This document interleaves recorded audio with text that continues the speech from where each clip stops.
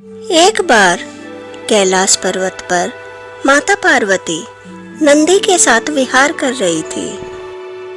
हे स्वामी भक्त नंदी, कितना सुंदर है ये कैलाश पर्वत। आप मुझे यहाँ पर रहने वाले धन्य प्राणियों के बारे में बताइए। हे माता, ये कैलाश पर्वत दिव्य है, तो इसकी दिव्यता आपसे और महादेव से ही तो है।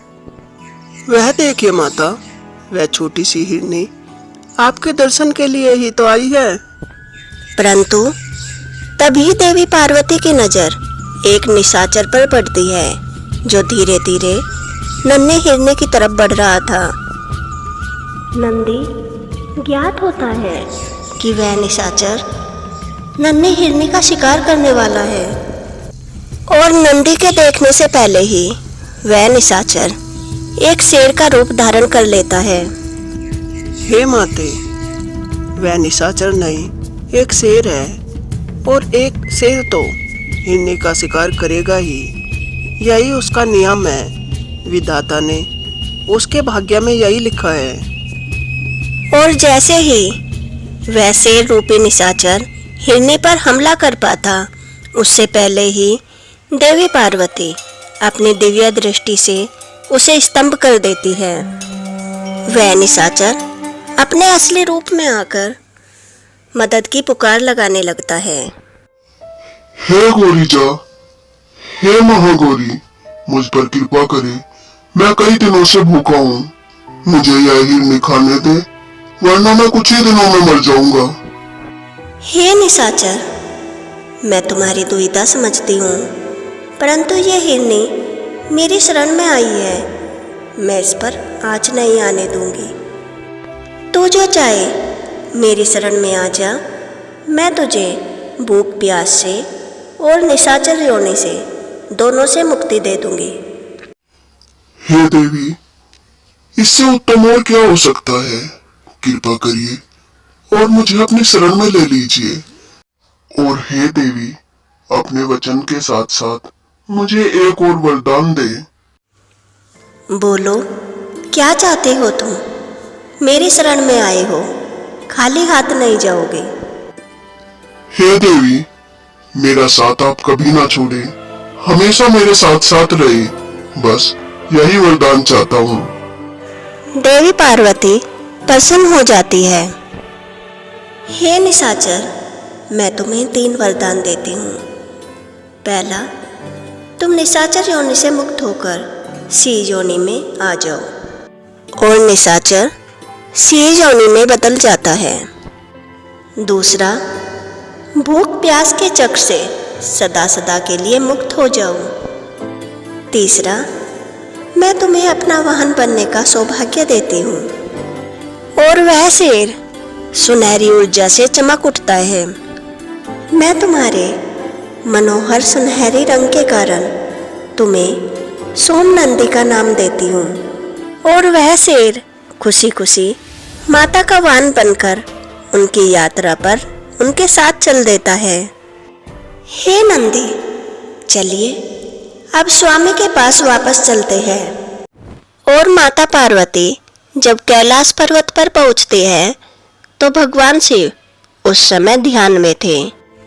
तब देवी ब्रह्मा, विष्णु, इंद्र आदि देवताओं को यात्रा करके आते हुए देखती है।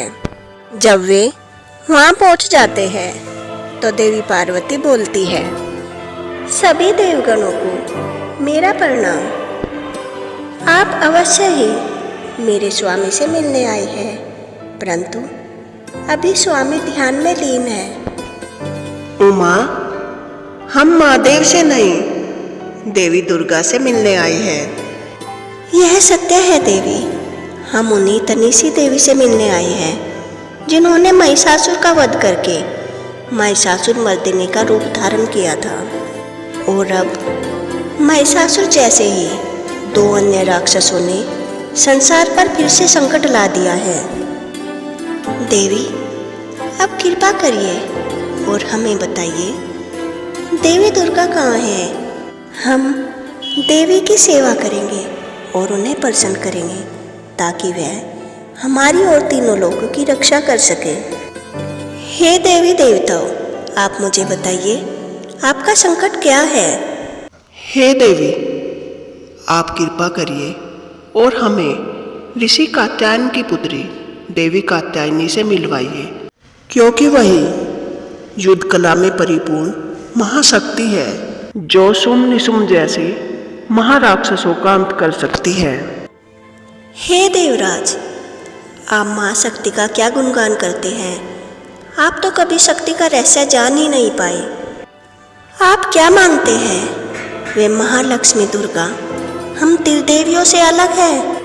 हे देवी, मूर्खता के वचन कहे तो मुझे क्षमा कीजिए, परंतु वह देवी दुर्गा हम सभी देवी देवताओं की संपूर्ण शक्तियाँ एकत्रित होकर प्रकट हुई थी, जो मूला प्रकृति थी।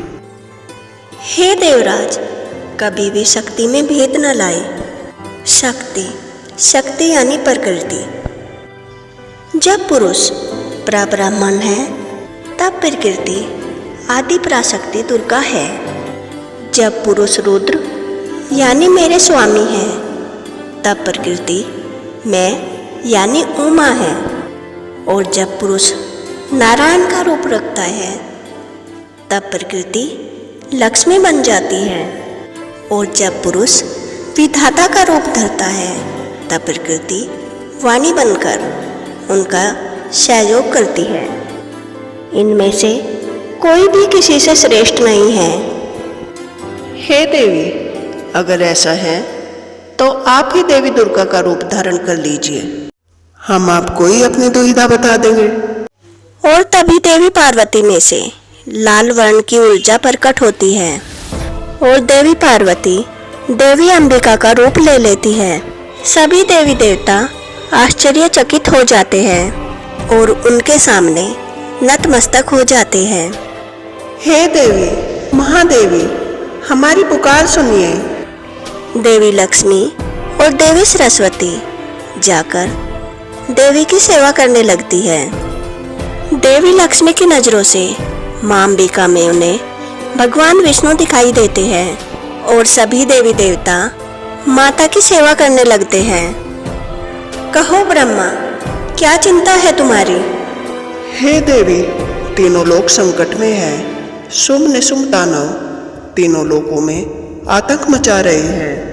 मुझसे ही उन्होंने वरदान पाया था। तीनों लोगों पर आधिपत्य पाने के साथ साथ उन्होंने मुझसे वरदान मांगा था कि कोई भी देवता और पुरुष उनका अंत न कर पाए।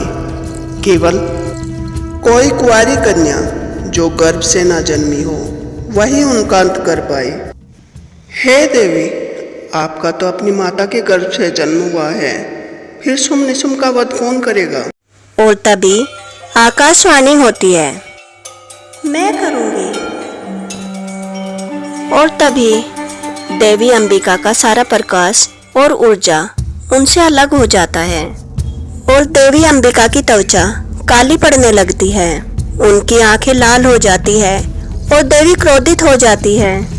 देवी अंबिका के सारे सात्विक गुण चले जाते हैं और वो पूर्ण रूप से तामसिक हो जाती है। और वह भयानक देवी थी कालिका। उस भयानक रूप को देखकर सभी देवी देवता डर जाते हैं। देवी की लीला अभी तक समाप्त नहीं हुई थी और देवी के अंदर से निकले प्रकाश से एक शिववाहिनी देवी प्रकट होती है। वह देवी अविवाहित कन्या थी। पूरा कैलाश उस देवी के तेज से चमक उठता है। देवी का रूप इतना सुंदर था कि उन्हें देखकर सभी देवी देवता मोहित हो जाते हैं। वह देवी अपनी प्यारी आवाज में बोलती है, मैं करूंगी शुभ निशुम्भ का अंत। हे देवगण, आप में से किसी को भी चिंतित होने की आवश्यकता नहीं है। हे देवी, आपसे सुंदर तो मैंने तीनों लोकों में कोई नहीं देखा। कृपा करिए और अपना परिचय दीजिए।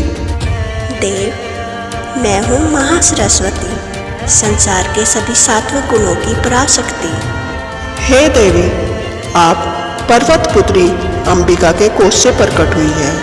इसलिए आप कौशिकी कहलाएगी। देवी कौशिकी, सुमनी सुम की सेना बहुत विशाल है। आप अकेली देवी कालिका के साथ उनका सामना कैसे करेगी? हे देव, किसने कहा मैं अकेली हूँ? आपके अंदर की सारी शक्ति भिक्षा स्वरूप मैंने ही तो दी है। हर प्राणी के अंदर शक्ति होती है, वह मेरी ही तो है। मैं चाहूँ तो भिक्षा रूप दी गई सारी शक्तियाँ फिर से देवी रूप में आ जाएगी और मेरा साथ देगी। अगर आपको आगे की कथा जाननी है तो हमारे चैनल को सब्सक्राइब करें और कमेंट बॉक्स में जय देवी महासरस्वती कौशिकी अवश्य कमेंट करें। आगे की कथाओं में आप जानेंगे कि किस तरह से पुरुष देवताओं की शक्तियाँ महात्रिका के रूप में प्रकट होगी। अगर आपको माता कौशिकी के अवतरित होने की यह कथा पसंद आई हो तो वीडियो को लाइक करें, कमेंट बॉक्स में जय माता कौशिकी अवश्य लिखें और ऐसी ही नई नई कथाएं सुनने के लिए मेरे चैनल को सब्सक्राइब करें। जय माँ कौशिकी।